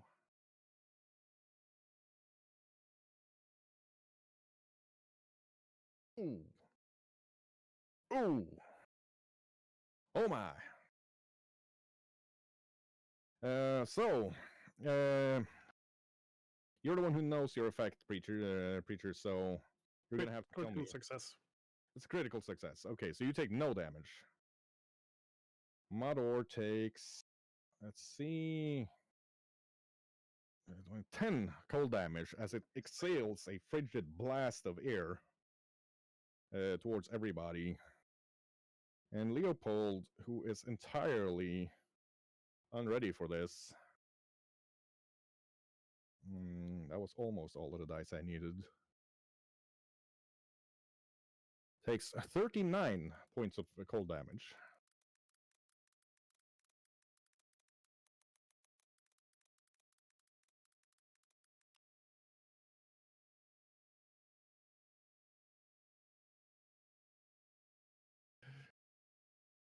And Leopold is probably not feeling too great. After that, he looks almost covered in frost. That takes us to Estrella. Yes, I just checked. I can see a bit of the woman in front of, no, left of Marisol. So That would be Trixie. Yeah. No, I think Debbie, according to the token. You definitely cannot see Debbie from where you are. Well, it's from corner to corner, I think. Yeah, that's going to be a no. Okay. So I see the golem, I see Trixie, and I want to help her, although it's risky. So I'm trying to get behind her with a tumble through. Let's see. I'm gonna say that's a DC 20 athletics from where you are. It's a very Athletics, crowded not battlefield. acrobatics. Oh yeah, acrobatics. Yes, I keep mixing the two up. Well, it's a good chance. Wibbity wibbity woo. She ends up. Do you want to be there or there? Not in reach of the golem, please. Okay, so there. Yep. Yes. Estrella Um, comes kind of jumping over, slides under Marisol's feet as the golem is trying to give Marisol an uppercut, follows the golem's arm up and over, using it kind of like an acrobatics boom. Yeah. So she is now also flat-footed against me. Trixie? Okay. Yep. Poor Trixie. As I try to step her with. Oh, did I use the sickle? No, I wanted to use the sword cane. I pulled Yeah. the wrong bonus.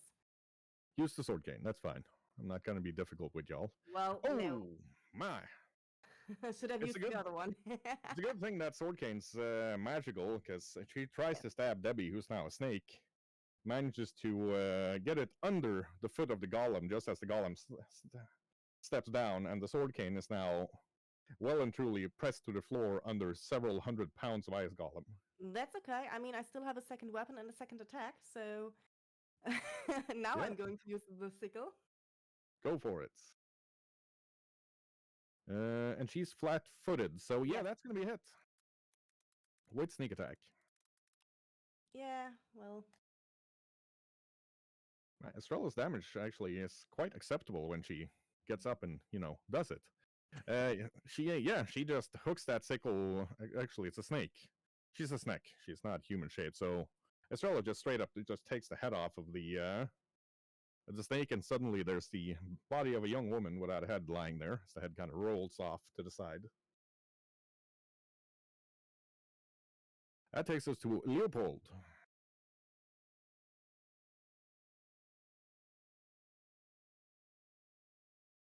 Hmm.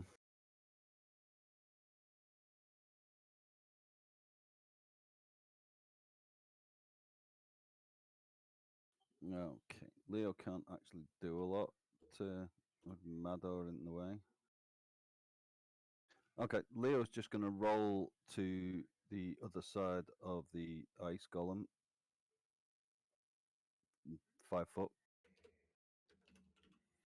Okay, from Leo's position, that's going to be a DC. Sorry, Cherek, not Leo. Cherek, Cherek- that's Cherek yeah, is he's gonna going to roll. step. Yeah, I was thinking Leo. This is Yeah. now Leo's being very brave. No. Leo's kind of stuck. Charek's going to take a bite at that ice golem from behind. Okay, go for it. That's it.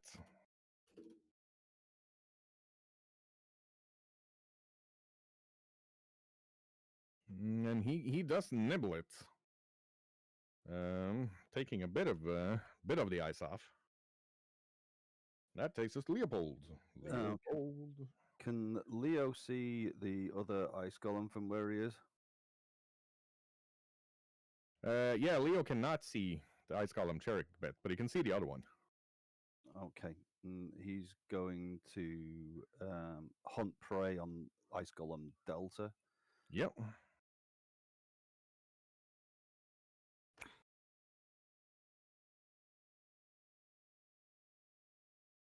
Yeah. Ping. Ping! The arrow pings straight off it. That takes us to Mador.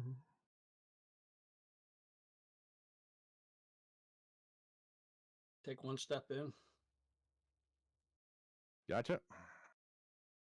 switch to Lucian Hammer. Mm-hmm. Ice Golem Delta. Go for it, sir.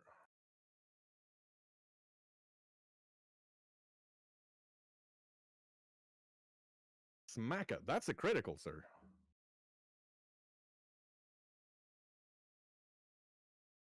Yeah, the hammer. The hammer works. You smack a good chunk of that thing straight off.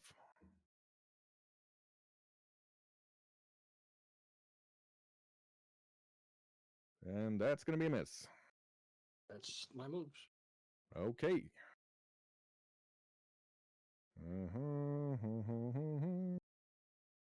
This ice golem here, it's got a target race environment currently, but it's golem. They're not known for their brains. Actually, they're not as dumb as some people would like you to believe either. Home, home, home, home, home, home, home, home, home, home, home. It is going to. It's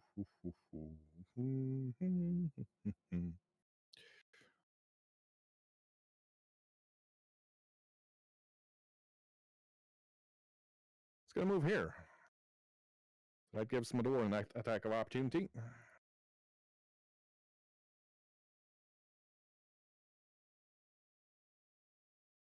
That's another miss, sadly.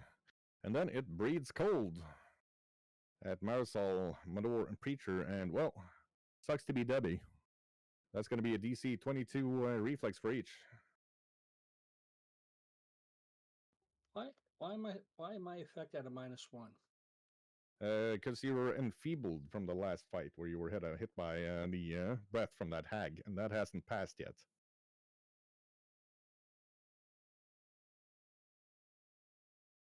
Oh, well, Mador still saves.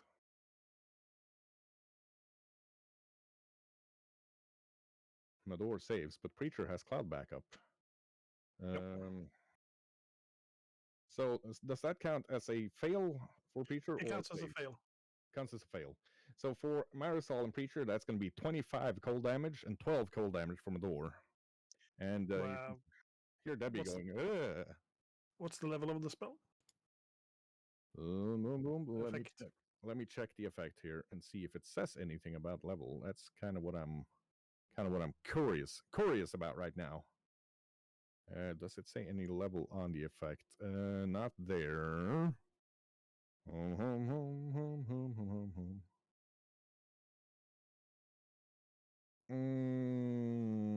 It doesn't say, but given the damage, I'm going to say it's a level 4 effect. Okay, so 21. Yep. Poor Debbie also seems pretty chilled, as that ice golem obviously isn't programmed to care about her health and safety. She's not a part of the OSHA manual for ice golems. Which takes us to Yodi. Okay. Yodi is going to go to here and kind of look through the doorway and see if I can see anything from there. Peeking around, I'm going to say you can see the ice golem Delta. But not old Deborah? Old Deborah's, you can kind of barely see a piece of her arm, but she's gonna be having some good concealment if Iodi tries to do something to her.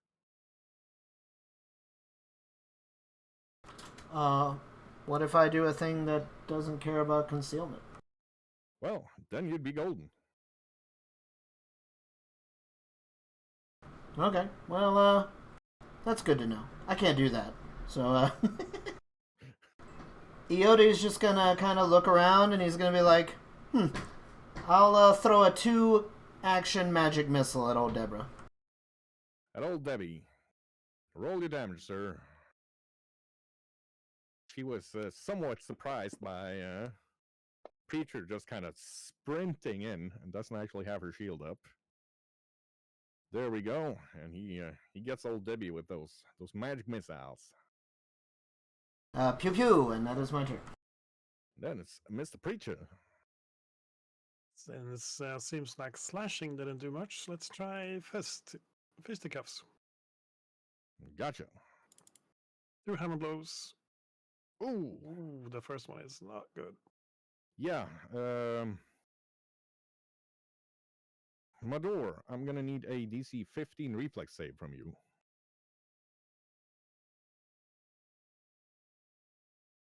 Yeah, Preacher almost snaps the back to Combine 2, smacking it as he's gathering speed for his punch, but Mador manages to yank it out of the way. The other one's a hit. Thank you. Oh, wow. Yeah, and he knocks a big old chunk of ice off of that thing. Last attack. That's a miss. I'm done. Okay, that would be okay. That's you. You don't do things. Wait, what happened now? Zara. You want to confirm my movement to where I tried to move at the beginning of all this? Yep. Right next to the thing, and I am still just. Has there been any change to the chain trigger or anything? Nope. Then yep, that's my turn. Readying in action if anything comes up those stairs. Gotcha. And that takes us to Marisol. Yeah, I'm in pain right now. And Debbie the Panther is standing in front of me. Yep. Puma. She's Sorry. a cougar, actually. You know? Yes, I'm gonna aim my pistol at her head.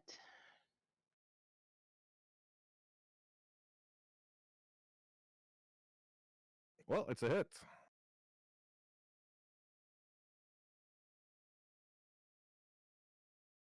Yeah, she's injured, but that big old cougar skull took that blow beautifully. And then I'll try to trip her. Gotcha.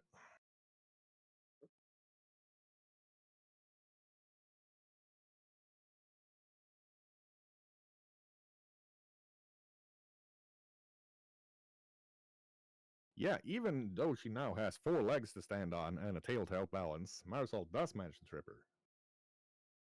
And I'm gonna pull back to stand here by Sherrick. Okay. That's my turn. Okie dokie. It's Debbie's turn. She wheels around to follow Marisol, but then realizes that Estrella is, right next to her. So she's going to try to claw Estrella up something fierce instead. That is going to be 8 slashing damage to Estrella. Oh, and the second one's also in hits. And 6 slashing damage to Estrella. And then she gets up and kind of uses her back paws to kick Estrella in the stomach, but not actually being used to being a cougar. She forgets to unsheathe her claws and just gives Estrella a big old kick to the guts instead. That doesn't actually injure her. Edamir. Okay, I'm gonna move there. Roran's gonna move up there. And I will try to cast Produce Flame on Ice Golem Delta again. Gotcha.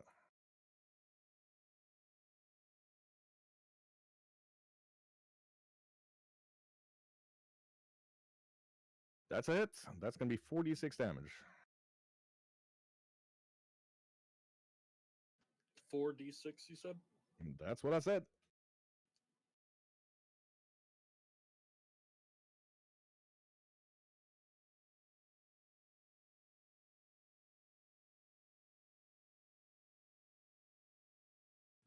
Oop, that is not how you do that. How do you throw multiple at once? Right click. Right click on the dice, and then you can add, you press the number you want to roll. Yeah, I'll just do it the old-fashioned way. That works as well. 11, 17, 20. Yeah, that definitely does a number on this thing. It is now very injured. Very injured. And that'll be my turn. Okay. Let me zibbity boop boop doop.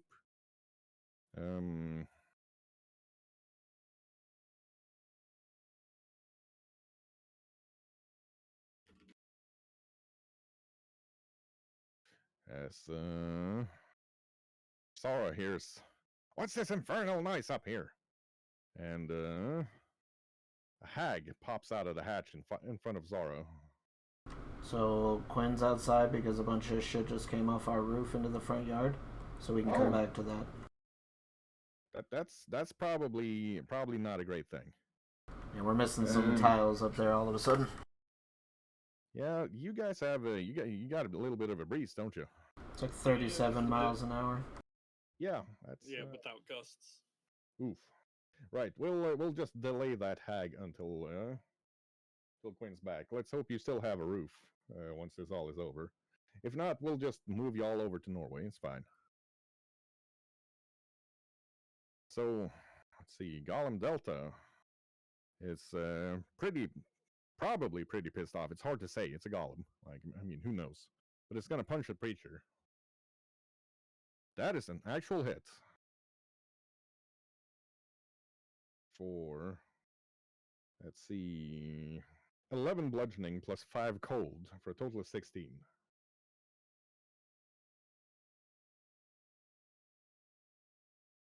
And then it misses its second blow. And misses its third blow. Taking us to Estrella. Yeah. So I'm going to attack Gadabi. Yep.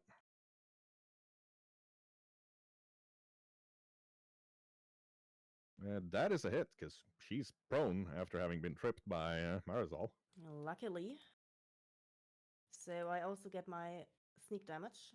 That is correct. Ooh, nice. Yeah, puts that sickle straight into the flank of the puma or cougar, killing the shit out of her, and she goes down. Yeah. And as there is an almost undamaged golem in front of me, but a pretty damaged golem on the other side, as well as my weapon on the way to there, I am going to move. Yeah, I want to move up behind this golem, picking up my weapon on the way. Okay, I'm going to say that's a DC 20 acrobatics to pick up the weapon while you're moving without losing an action for it. If not, that's going to cost you an action on the wing. All right. And the dice was all over to the other side of the screen. They do that, yeah. There Just we go. kind of kicks the sword cane up, running past it, and you do still have an action. Which I, of course, am using to attack the golem. Wow, that's a critical. Sweet. Oops, that was only the normal, I think. So doing that again. Is the flanking with Preacher enough? Hold shift. Yeah. And then roll. I should take the. There we go. Now that's. Now we're cooking with gas. There we are. Okay. Is the flanking enough that I get my sneak damage? No, because you currently aren't drawing a line through it. That's okay.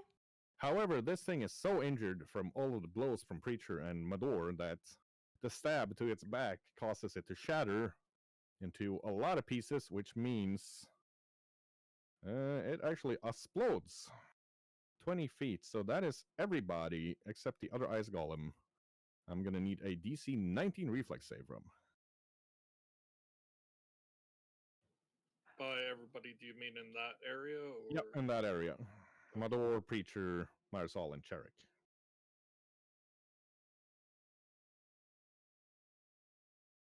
So, Estrella, Marisol, and Preacher take half. Cherik and Mador take full. That's going to be 11 cold damage, or 5 for those who took half of it. Is this an arcane effect?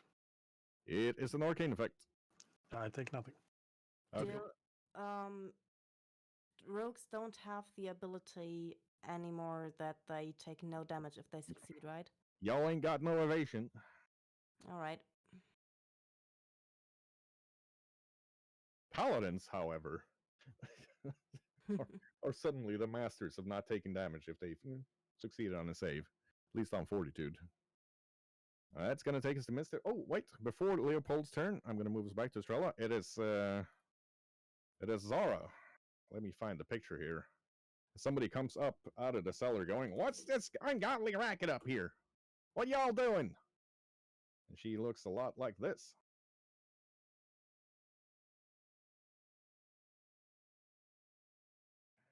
Tactfully placed bird skulls. Which we are all thankful for. Do I get a full turn or just the one action? Well, you've been delaying, so you're going to get a full turn. Okay. First step is going to be esoteric lore to exploit her vulnerabilities. Gotcha. Oh, that is a very good one. She's weak to cold iron. And as all hags, slightly resistant to magic.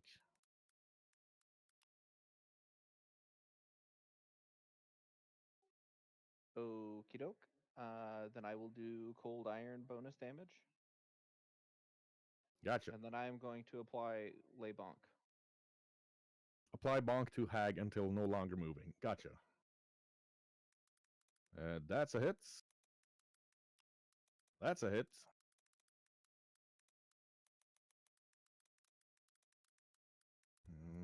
And both of those trigger her weakness. Oh, wow. She is very, very injured from those two bonks.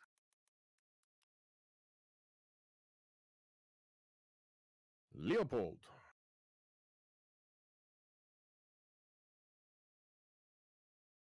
Well, Cherrick, being young and silly, is going to roll up to that Ice Golem Beta.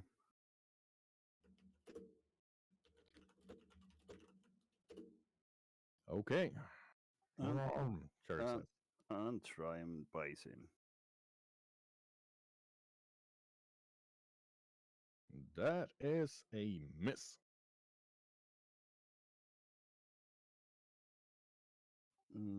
Leo is going to try and get out here by Marisol. Yeah, that's not too difficult. And then he's just going to take a bow shot at the golem. Oakley dokley. Dokley Oakley. Ping! Dang, Leo's dice today are on fire. Yep, speaking of Mador, it's Mador's turn. So I'm just going to take one step toward the golem, which will put me in my nice range for my polearm. Yep. Swing away.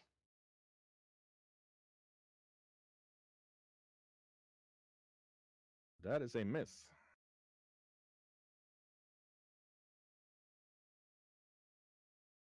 That is a hit.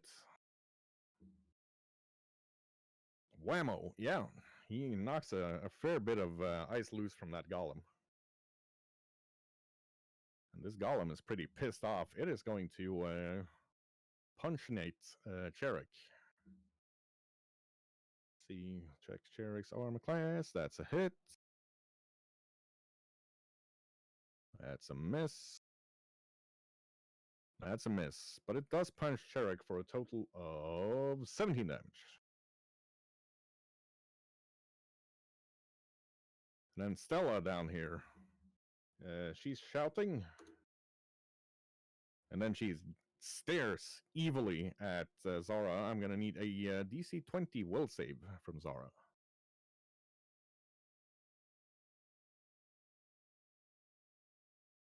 Is this a spell? It's a spell-like effect, but not a spell.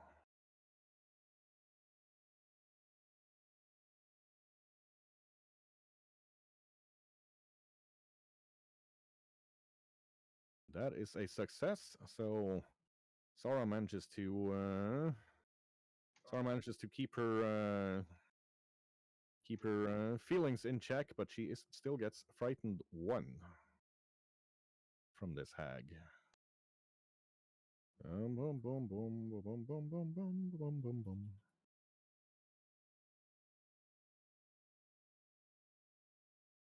That's her turn.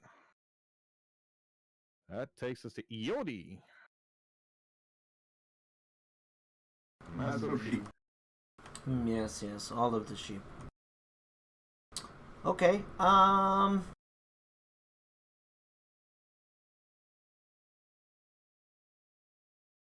I will. Yodi is hearing all the ruckus and whatnot, I suppose. Yodi slides up to there Yeah. and turns around, sees the ice golem, and he's gonna take a deep old breath, and I'd like to hit the kobold fire breath 30 feet in a line diagonally down to hit the ice golem and whatever's behind it. Oh, nice. Go for it, sir. Go for it. It is a basic save from the golem. And that's going to be a reflex, I assume. Just says basic save, so I don't actually know. Well, Solid me. that is going to be a critical hit for Yodi, because that thing crit failed its save. So that's going to be 8d6. 8d6.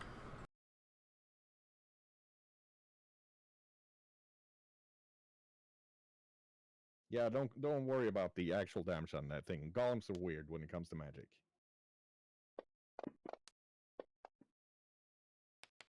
That is 5d6, and then we're going to need 3 more of them. Something like that. That's okay. I'll pull away one of the 4s. So that's going to be 26 fire damage to this thing. Yeah.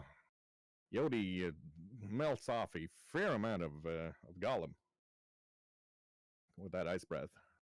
It's looking like it's lost weight now. That would be my turn. Takes us to Preacher. Well, I'm gonna see if I can move around technically, but up to it at least. Gotcha. Then 2 hammer blows. Punchy punchy.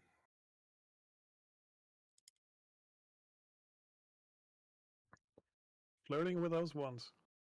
1 big old miss and 1 big old hit. Yeah, smacks a fair amount of ice off of this thing now. This thing is starting to look very cracked and kind of melting. Which takes us around to Zara.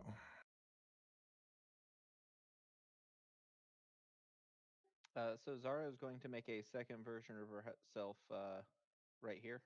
So I'm occupying both spaces. Gotcha.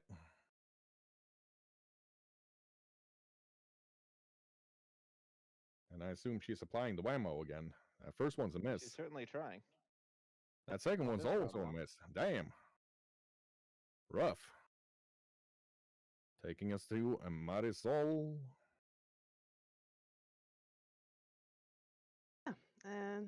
I'll shoot the golem from where I'm standing. Gotcha.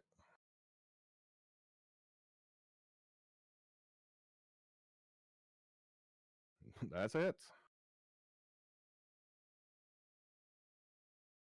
Healing. Blammo! Marisol shoots it in the head, and the thing falls over.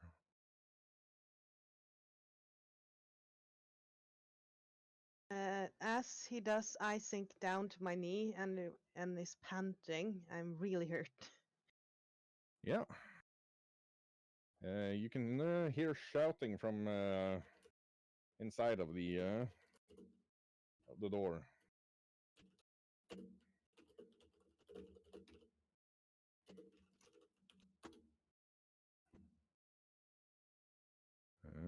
And zoom, zoom, zoom, zoom, zoom. Moves here, opens the door. You can hear shout this creature opening the door is shouting to you, "Please run away! I can't withstand her binding. Don't force me to kill you all." And it looks like a little something like this.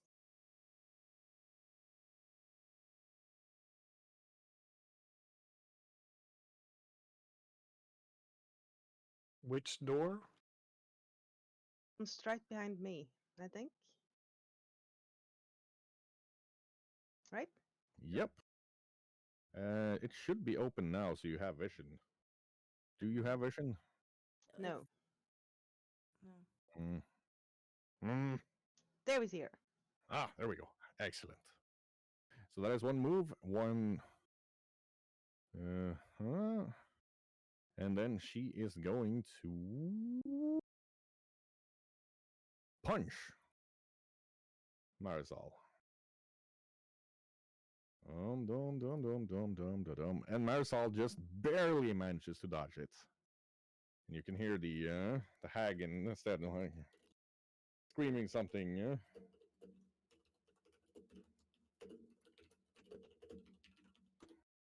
There we are. The hag is screaming something and seems very angry. It is now enemy's turn. Okay, Roran will move up, and I'll command him to attack. Rog. Suddenly, big old direwolf standing on the table.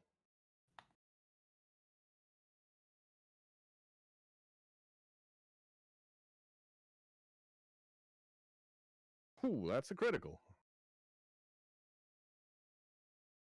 What is it? Control click? Hold shift, and then click the damage. There we are. Yeah, Roran runs up to the sea hag that to him smells like rotting fish and shrimp, which smells absolutely delicious, of course. Just kind of tears her head off and chomps it down.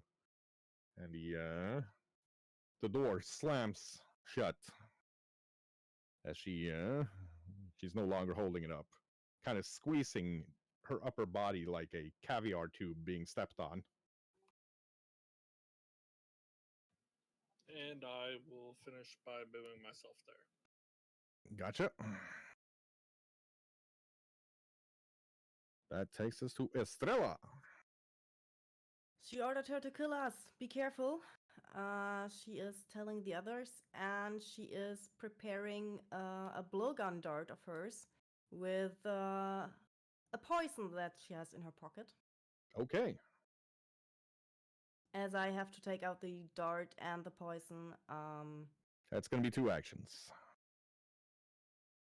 All right. And no, I'm staying in cover here for now. Okay. That takes us to Leopold. Okay. Leo's going to take a 5-foot step back to the wall. He's going to target the Jinn, Hasila. Okay. And let's hope we get more than blink this time. One can only hope. That's a hit.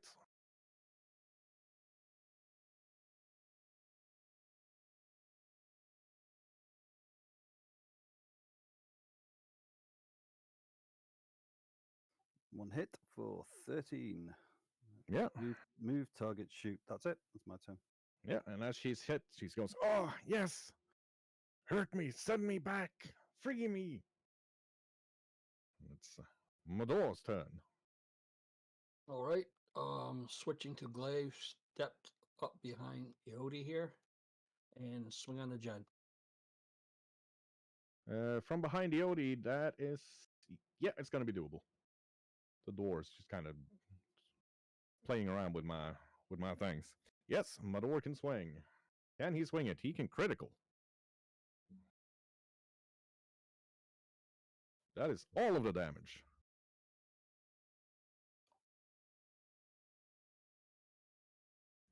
He's like, ah, shit, that hurts. Is she still standing? Yeah, I told you to send me home, but you don't need to be so enthusiastic about it. Second attack.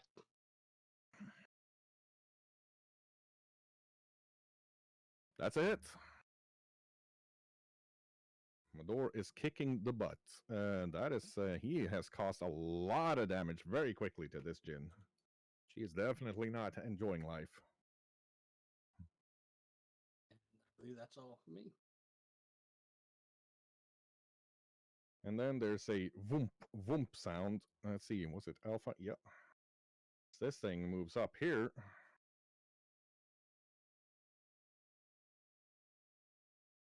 And that's going to be Marisol, Mador, Preacher, and Cherik taking a DC 22 reflex save.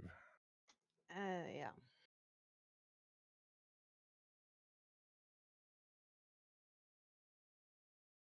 I'm down. Ooh. Well, Preacher doesn't take any damage. But the rest of y'all take 24 cold damage. Marisol falls to the floor.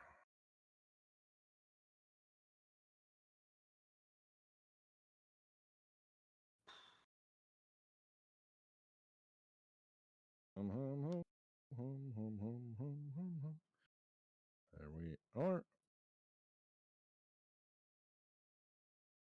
Next one's Eodi.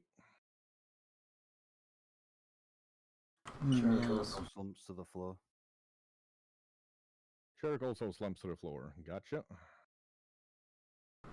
Yes.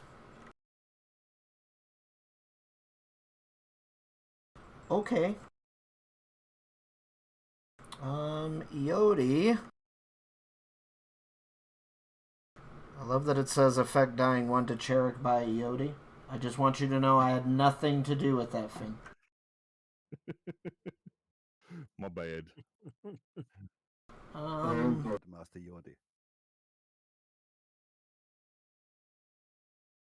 All right. Like, I'm finally gonna kill this fucking bear now that nobody's watching.